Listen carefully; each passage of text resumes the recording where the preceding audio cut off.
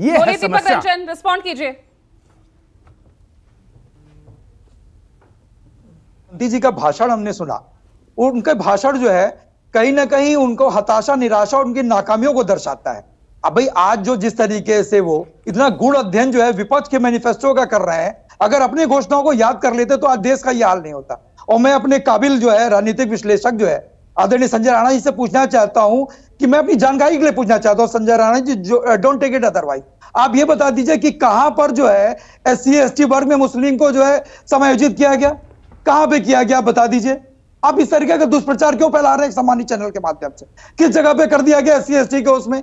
और देखिए, ये आप जो पवन खेड़ा जी हैं, कांग्रेस पार्टी के बड़े वरिष्ठ नेता हैं, उन्होंने तो आदरणीय मोदी जी को चैलेंज किया है। आप उनका चैलेंज एक्सेप्ट करें कि उनके मैनिफेस्टो में कहां हिंदू मुस्लिम का जिक्र है?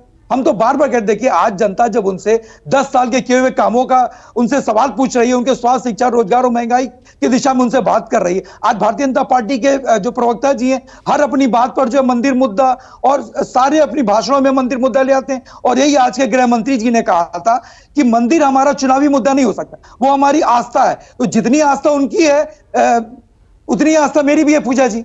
इनकी आस्था मेरी आस्था अलग कैसे हो गई?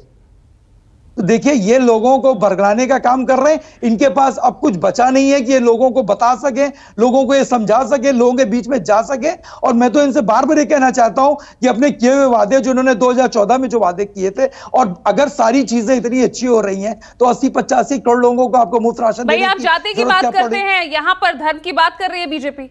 यही तो फर्क दिख रहा है। आप पीडीए की बात कर रहे हैं।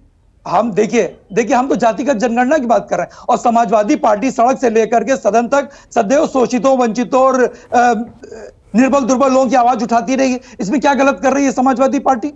हम जातिगत, अगर कास्ट सेंसस ऑफ इंडिया बना हुआ है तो या तो आप उसके दफ्तर को बंद कर दीजिए।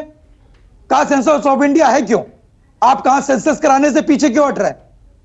देखिए, कास्ट सेंसस कराना हमारे मैनिफेस्टो में है, और जब 2024 में सरकार तो बनेगी, यही मतलब हुआ ना दीपक जी कि एक बार फिर चुनाव धर्म और जाति, इसी विषय, इन्हीं मुद्दों पे लड़ा जाएगा।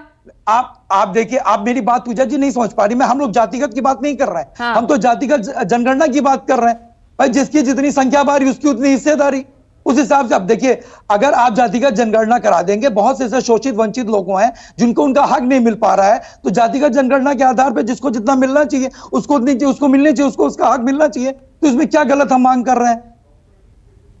देखिए, आज पूरे देश ने इनका घोषणा पत्र, विपक्ष का घोषणा पत्र पढ़ लिया है, और इन्होंने जो घोषणाएं की थी वो भी जनता ने उसका भी आकलन कर लिया है। तो इसी आधार पर जो है जनता वोट करने जा रही है। 4 जून को उसका रिजल्ट आपको सामने आ जाएगा। इसमें भारतीय जनता पार्टी अपने किए हुए कामों को बताए ना कि 10 साल में इन्होंने काम क्या किए। एक तरफ इनके आज के प्रधानमंत्री जी कह चुके हैं कि मंदिर हमारा चुनावी मुद्दा नहीं हो सकता। उन्होंने कहा था या नहीं कहा था?